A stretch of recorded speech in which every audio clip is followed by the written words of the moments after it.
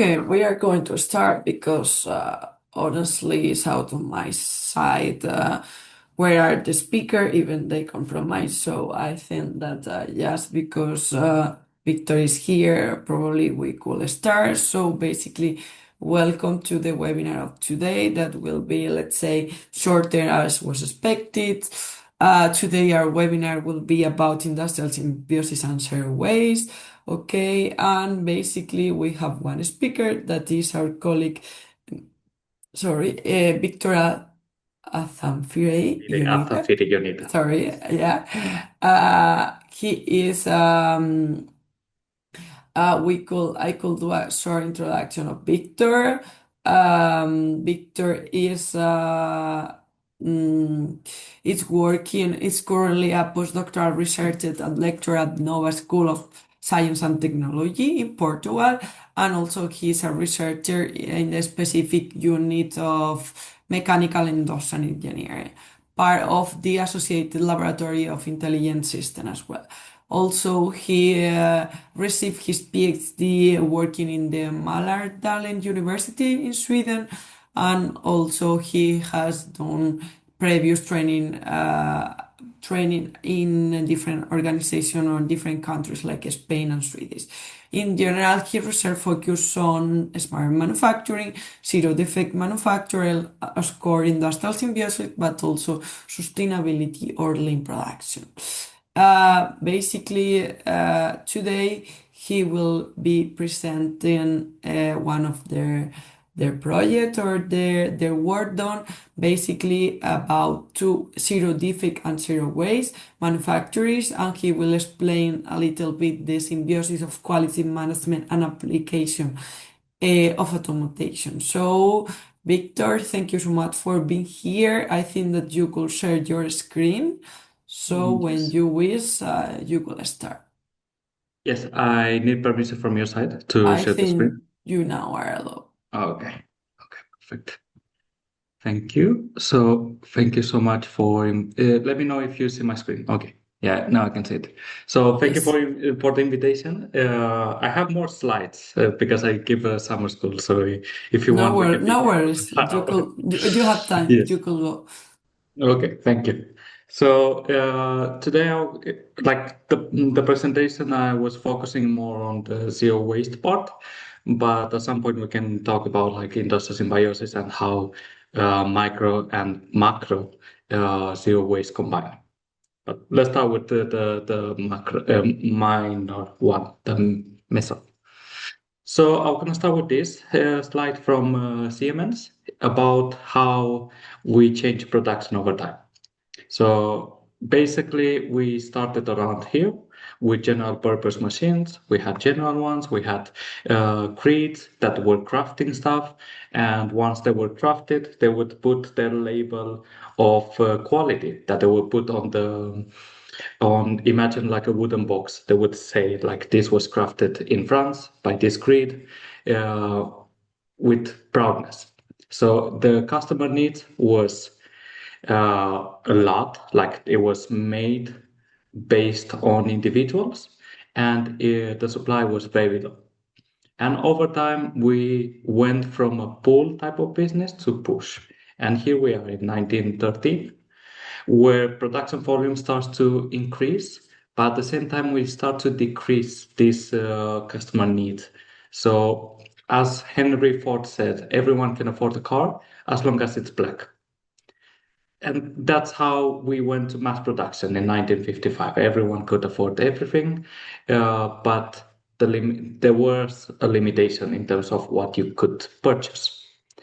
And then globalization started with dedicated manufacturing lines and then going towards flexible manufacturing systems, because here we started in the 80s what we call mass customization. We want this mass production, we want these low costs, but we also want to feel as individuals. We want to feel unique, we want to feel respected based on what we have.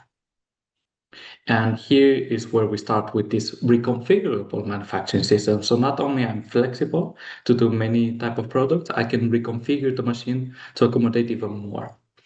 And when something is missing, now we have these new technologies, additive manufacturing, digitalization. So not only like I can reconfigure the machines and have certain flexibility with the production family, but now I can also 3D print what is missing, and with digitalization have a certain cognition of what I need to do to reach this individual production. So knowing a little bit the basis of manufacturing, now we have the sustainability dilemma. Like, okay, we have society. We want to be sustainable in society. We want to be sustainable in economics, and we want to respect the environment. So what is the secret for achieving sustainability? As I started from the beginning, it's the grit, it's the quality, it's that we respect what we're doing and we are proud. And when we have quality, we have all three of them. But what is quality? And I love to go to Duran's book. It's a very thick one, like 3,000 pages, but his definition is straightforward. Quality can mean two things. One, it's either the product meets customer needs, leading to customer satisfaction, or all the activities in which a business engages in, and therefore we ensure that the product meets the customer needs. So what does that mean? Going back to what we said, like we have flexible and reconfigurable manufacturing systems, and we want to do good product. But we have a thing called yield, like percentage of good products. Not everything is good because no system is perfect or free uncertainties. And everything is multiplied by this yield. And for us to understand the yield and to always provide good products, we have stations, quality control stations, quality assurance stations, and that translates in time. It's time, and time is cost, and cost is usage of environmental goods. So we want to avoid this quality control somehow or increase the yield. It's one or the other. And this is what we call in production the butterfly effect. So a small change in either the product or the production can create a tornado somewhere else. And they are both linked. And no matter how much we try to fight them, we need to fly in synergy. Otherwise, the butterfly will gonna fall. So as I said, no system is perfect or free of errors.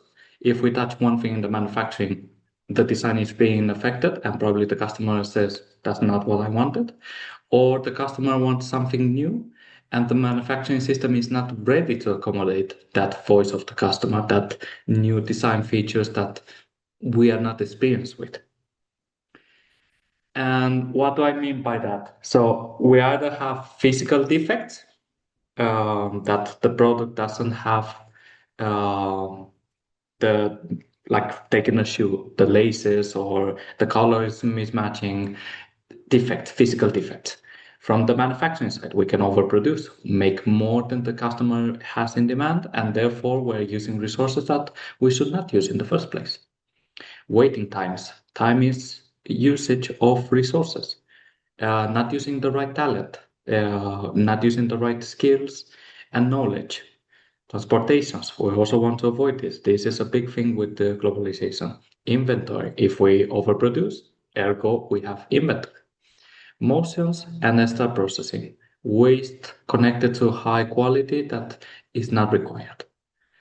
And this connects to what Duran said, like all activities in which a business engages in to ensure that the product meets customer needs. So quality over time went in two directions. On the upper side, we have the Western society, and on the downside, we have the Asian society. So in the 19,000s, with Taylor, we have the scientific management. And then people like Deming, Duran, and Crosby, they start to emerge in parallel to the Toyota production system. You buy a Toyota, you know that car will gonna work for many, many, many years with minimum maintenance, and they're reliable because they started this movement of quality. Like, let's try to make cheap cars that not only they are cheap but reliable.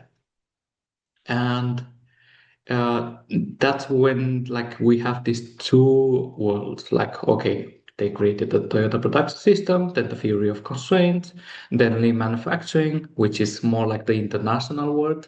So it would be both sides. And then Six Sigma is actually American from Motorola. And we started to connect together in the early 2000s, Lean Six Sigma. This is what we have. But later, what happened is, again, we separated. In West society, we start to have these emerging technologies. Of course, they also have it, but they use it in a different way. In Society 5, we have Industry 4 and Industry 5. And with that, we started this movement of we want quality using technologies, we want zero-defect manufacturing, and most of all, we want to be sustainable while achieving zero-defect manufacturing. Sustainable in terms of economics. We cannot secure zero defects, but then a piece of bread costs 5 years. It's not sustainable. So what do we mean by zero-defect manufacturing? So from the standard that some of my colleagues and I we did with Sensenelec at European level, zero-defect manufacturing is a holistic approach for ensuring both process and product quality by reducing the defects through corrective, preventive, and predictive techniques using mainly data-driven technologies that and guaranteeing that no defect product leaves the production site. It's very important to not leave. So at the minor level, it doesn't leave. And when it leaves, then we could discuss about the industrial symbiosis because some products, they are defective by nature. And that's, let's say, the limitation of zero defect. But we're going to go to that. And ergo, we aim for higher manufacturing sustainability. To visualize it a little bit better, so basically we have these industrial technologies, we have machine learning, cloud, big data, IoT, smart sensors, AI, cyberspace, physical systems. These are technologies that are smart enough or capable enough for us to be smart to have triggering factors. So either we detect something happening in the physical world using our eyes, our ears, or many things that are physical, or in the virtual world, we have simulation models that can predict what will going to happen in the future. And that's why this is connected with prediction, because virtual can also mean readings from the machine, which is physical world. But the idea is eventually to use it in models that can predict the future. And with that, we can perform actions. We either repair what is defective or either we prevent defects from happening in the first place or propagating. And as everything, zero defect also evolved over time. So the first zero defect wave was workpiece and fixturing machine process level. It was very humble, very little. The second wave was more about production system, multi-stage, shop floor level. The third wave, we start to have these inline measurements, like measure as close as to the defect, because then we can prevent it from propagating or happening. Then we had the digital manufacturing. Okay, we can perform inspection in the line, and now let's use these digital machines. Then we have the fifth one, quality control, data reliability, AI-driven tools. It's starting to get more towards this predict, prevent place. And now we are in our sixth wave, and probably we are approaching the seventh wave, in which we start to look broader, more holistic, the supply chain, the recycling, the repair, all of these much bigger things. So what do we need? Like, basically we know quality is free. It's cheaper to detect the defects than having defects for environmental reasons, for customer needs, many. And then the costs are lower. If we perform quality inspection as close as to the value-added sources, we can avoid propagation of defects. We know how to build advanced robotic systems since the 80s and how to secure repeatability and accuracy of inline sensor. Yet there's one problem. It's still not being integrated. And here we're not talking about small, medium enterprises. We're even talking about like high practitioners like Scania, Volkswagen here in Lisbon, they still struggle with certain lines. And the question is why? So do we need infinite investment? Because when we check the Durand book and all these old quality management books, they say there's an optimum quality level when the cost of failure increases exponentially, but also the cost of us preventing it goes down. So there's an optimum. But then Snyder, I think it's called, Snyderman, said no, the cost decreases up to zero when we have zero defects, and the appraisal will not going to go exponentially as we predicted in the past. Therefore, the total quality cost is the lowest at zero defects. These are two theories. They are debating sometimes. Snyderman and the peers that came afterwards, they did many simulations. They basically agree all of that. Somehow Durand's theory persists in our manufacturing world. And from my PhD thesis, what we saw is that indeed Snyderman is kind of more accurate because when we detect the defect in our second production process, and we have time that we can react on, and probably the defect is superficial and can be repaired, or the next piece can prevent the defect from propagating. So actually having inline inspection that is cheap and accurate give us plenty of opportunity. But with that, we have different systems, different problems. So we have this manufacturing system with manufacturing support systems like AI, and then we have these quality control systems that connect with both. And with the Industry 4.0 transformation, we have this cyber physical based automation, like a brain, everything is connected. But as everything is connected, we have different level of automation. And when we say that, we mean physically and cognitively. And what happens when we don't use our brain and we break in the glass in case of emergency? The operator doesn't know what to do. It forgot. It didn't do any repair on the machine in many months. And now we are in the risk zone of, again, having defects by not using the talent or doing defects on the piece. So ironies automation mean the smarter the automation, the harder it is for the operator. Exceptions become the rule. Automate the easy stuff makes the hard stuff much harder. And the less flexible party has more power. Um, so how can I explain this a little bit further? Let's go into some case studies because we need a little bit of like understanding. So from GKN in Shopping in Sweden, they have this basket system. They manufacture the gears for many cars, Jaguar, many. And once they manufacture the piece, they put it in a basket to transport it through the manufacturing system. And the way that we see the world, we see a piece and we take it with our hands. But the robot needs to understand coordinates, needs to understand where the piece is in terms of coordinate, where the robot is located in terms of coordinate, so its foot per se, and then where the hand is also has a coordinate. So we have many coordinate systems. And the problem with this approach of one, like remember, the least flexible party has the most power.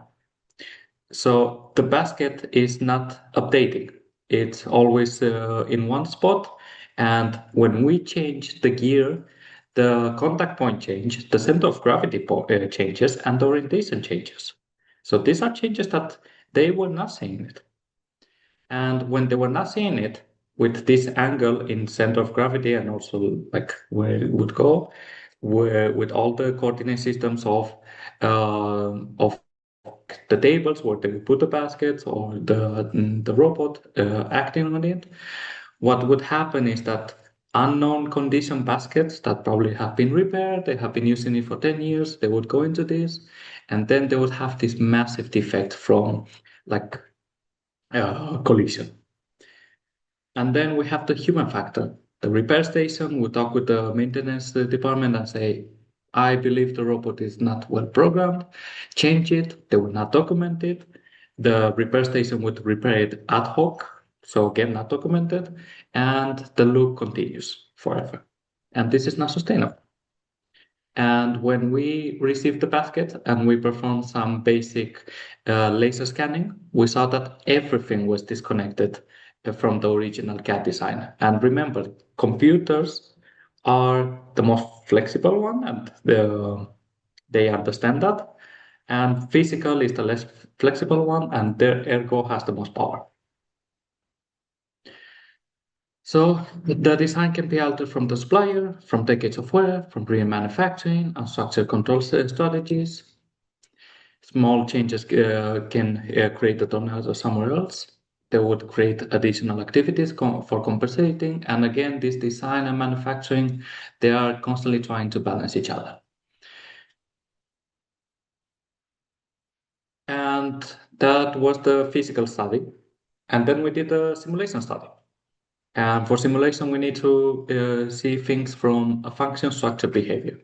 So we have a goal, zero-defect manufacturing. Okay, what are the functions? What do?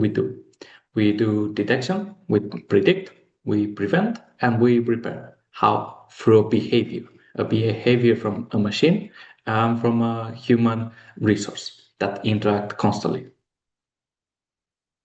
So we analyzed this transportation of the basket, either by operator moving it or by the machines moving the basket.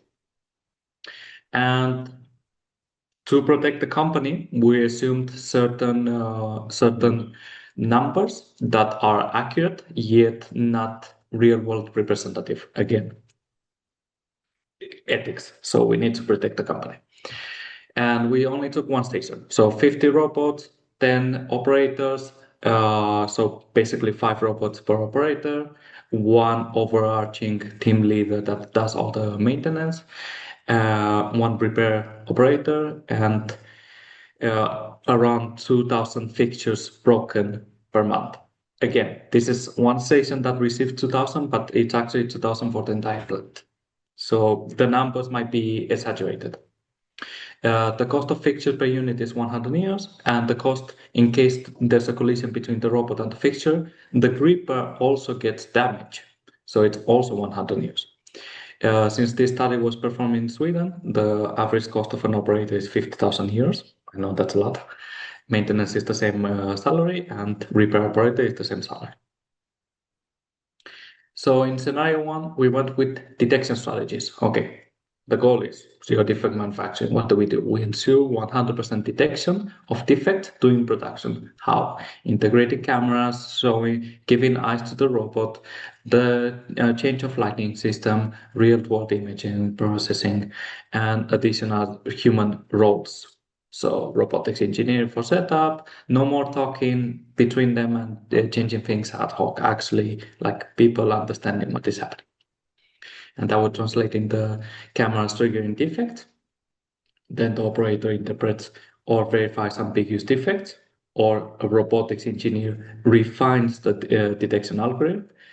And then a maintenance operator adjusts hardware based on feedback. And then the system may autonomously reroute parts. And the second scenario was more prediction based.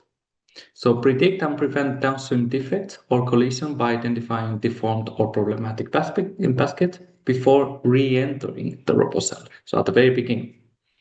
How? Again, a 3D cameras, but one big array installed at the washing station. So before everything happens.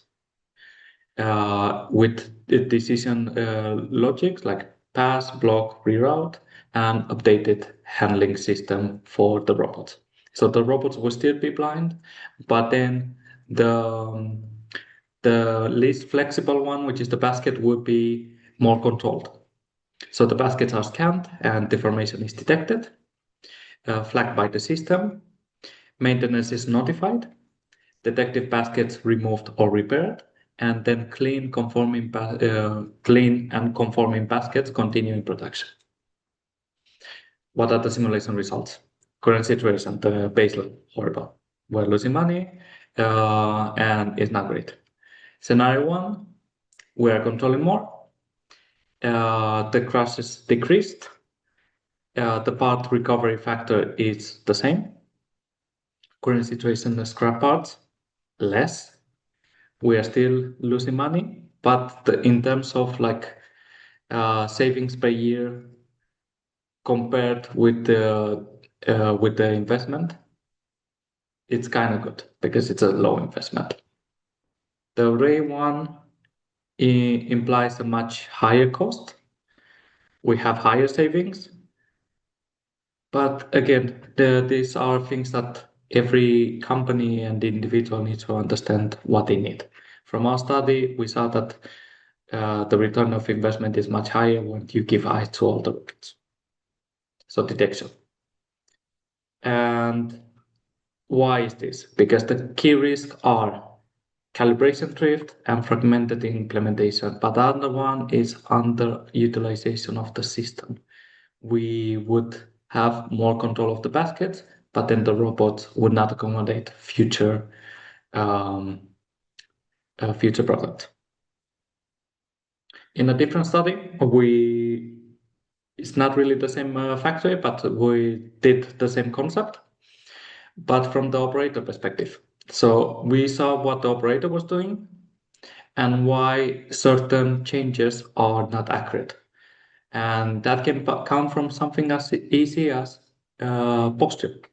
If our skeleton is not well positioned, we not only are in high risk of damaging our own body, our brain doesn't get enough, the things that it needs, like oxygen and blood, and we don't take the best decisions.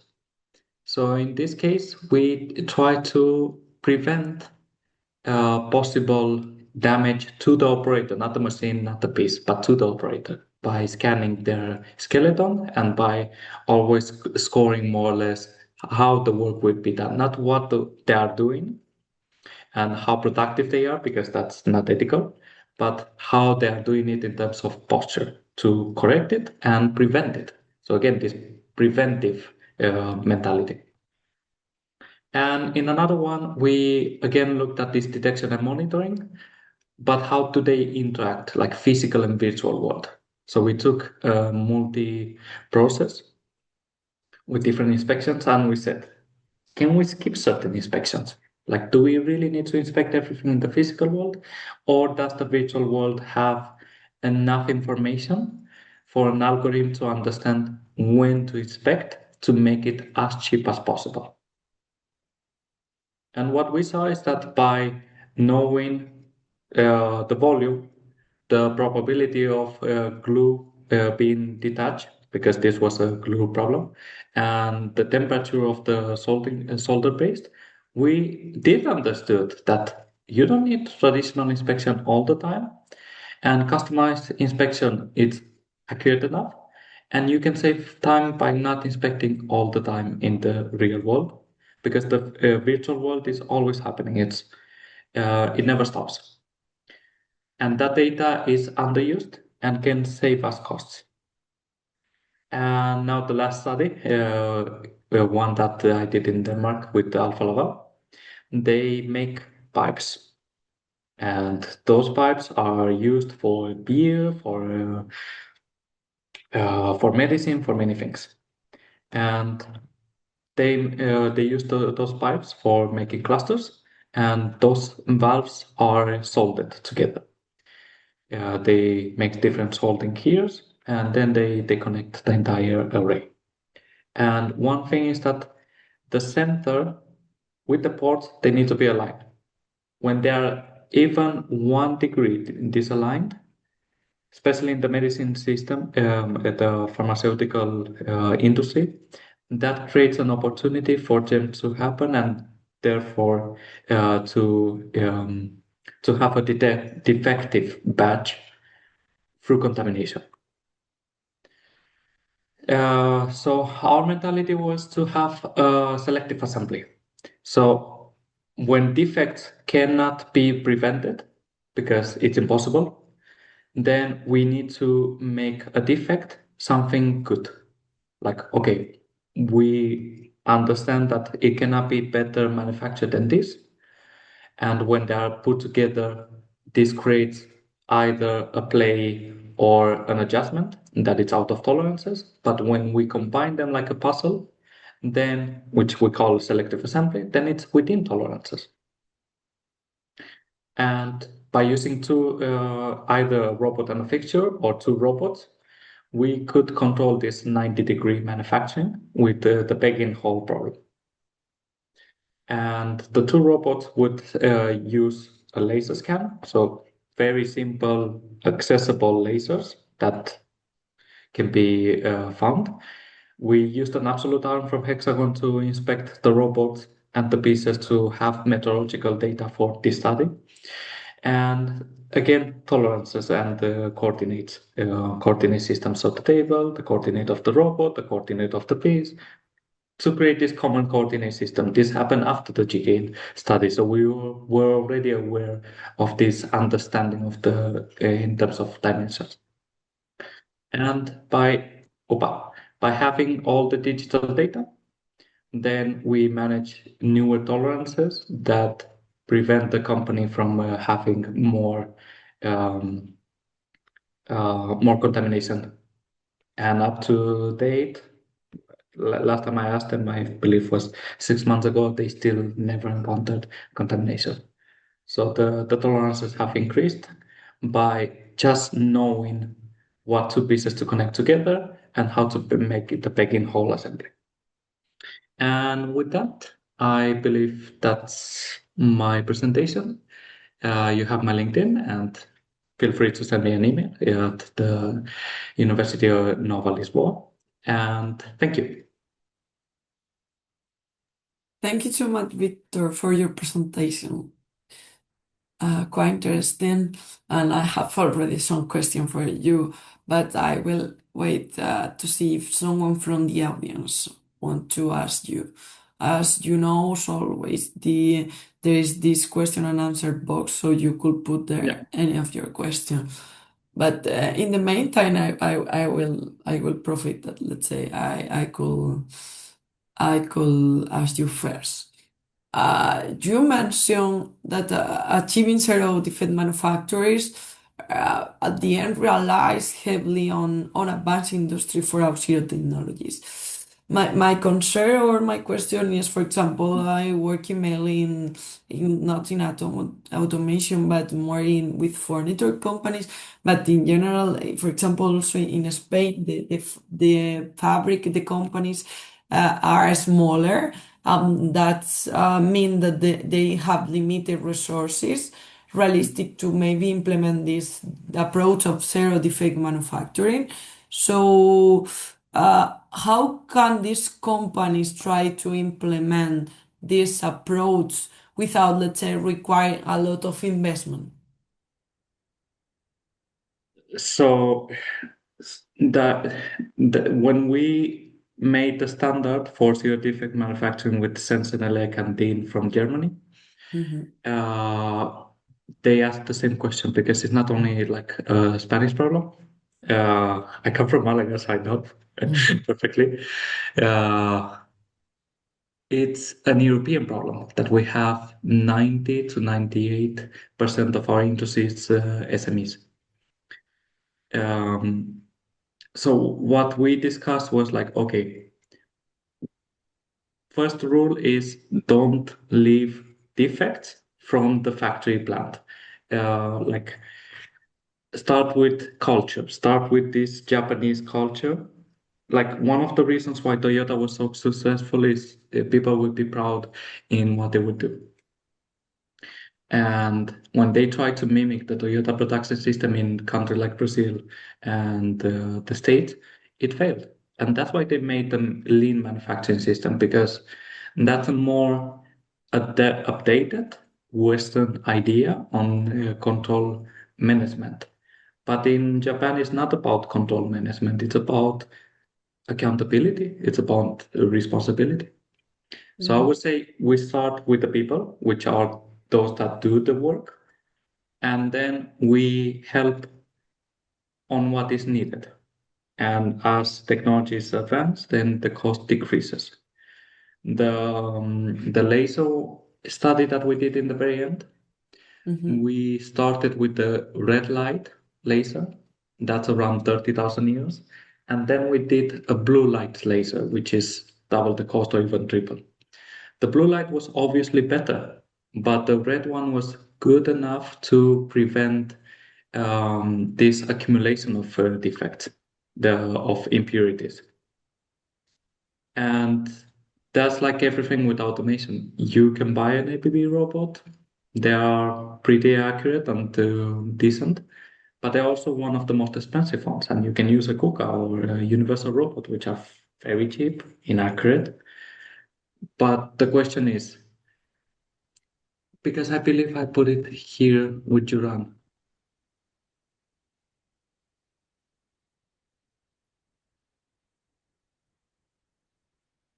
So ensure that all activities of the business engage and use the talent of the people, use enough production, and use enough motion. We don't really need the fanciest systems if they create motion or extra processing or we don't use the talent. Like AI is useful when people don't know how to make decisions, but if they know how to make decisions, then are we really saving time? Thank you so much for answering me. There is two questions from Yes. the audience. The first one is, what do you mean defective by nature? Can you give an example? Yes, actually, I was trying to finish a paper before this presentation to put it here, but we didn't finish on time. So we're gonna soon write a paper on this. It's about photovoltaic panels and everything that is actually a composite. Once you cook the composite, what you have, it's what you have. If it's Mhm. good enough, you can use it for an airplane. And if it's not good enough, what they are doing right now, they destroy it. And it's like, wait, but we already have a product. Okay, it's not good enough for an airplane. It's not good enough for photovoltaic energy. But can we use it for like farms or like agriculture or other stuff?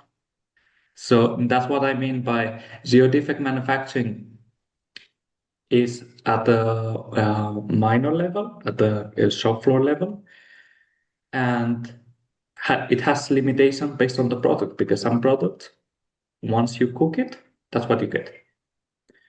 And that's when we start discussing about urban industrial symbiosis. It's not good enough for the original product, but is it good enough for other things? Lenses, glasses, many things. Thank you. There is another question. How far along is zero-defect manufacturing application in the industry? Is it a widely adopted practice? It's growing. When I did my PhD, it was 200 articles in zero-defect manufacturing on Scopus. Now it's more than 1,000. So you can see an exponential growth. Is it as widely spread as lean manufacturing? No. But we closed the standard last year at European level. I need to highlight that European level. But that is the first step before going to ISO, to the International Standard Organization. So it's one step before international standardization. Different countries were more involved in this, and international publication from Malaysia and other places are starting to adopt it. So I would say it's not widely adopted, but it's widely spread and with mechanisms to adopt it. Okay, well, sometimes academic always start doing some research in a topic that later, and of course, it's transferred to the industry. There is another question. What is your opinion on the role of artificial intelligence in the future for zero-defect manufacturing and circular economy in general? I would say it's fundamental, but we need to understand what AI, because AI is a little bit buzzword. So, um, like one thing that here at Nova we have been working a little bit is on physical AI. So help us in making predictions using physics, not only big data, because basically the difference is that when you have different points and it creates a curvature, the big data analysis will gonna follow and go down. But by physics, we know that the ball bounces. So physical AI is actually super useful.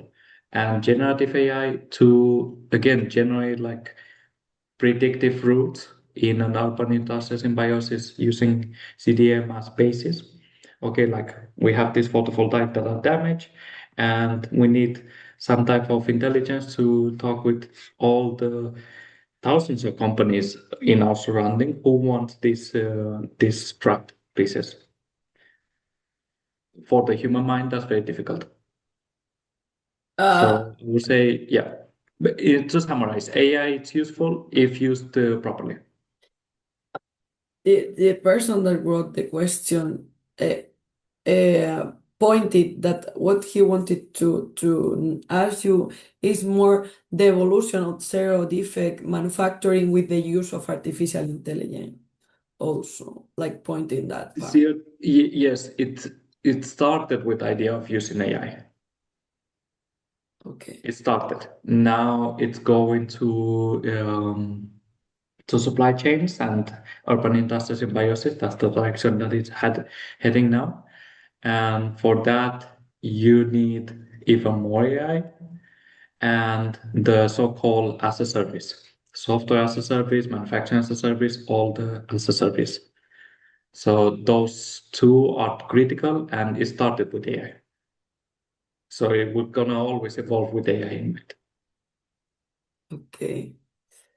Um, okay, so I think that you answered all the questions for the moment. There is any other question from the audience? Uh, okay, so I don't think so. So once again, Victor, thank you for your presentation, your extended presentation that make us to understand better the concept of zero defect and zero waste manufacturing and also the potential application. I think that even as you mentioned, is a growing topic. We need to know more about this, so I'm sure that we will read publication from your site and more work and project that you and NIVA organization will do. So once again, thank you for being a speaker today and also to all the attendant of today. As always, this recording will be uploaded to YouTube, and also I will share with you his presentation also to have his email at the end, just in case that you wanted to contact Victor. So, thank you so much for being here. Have a nice weekend.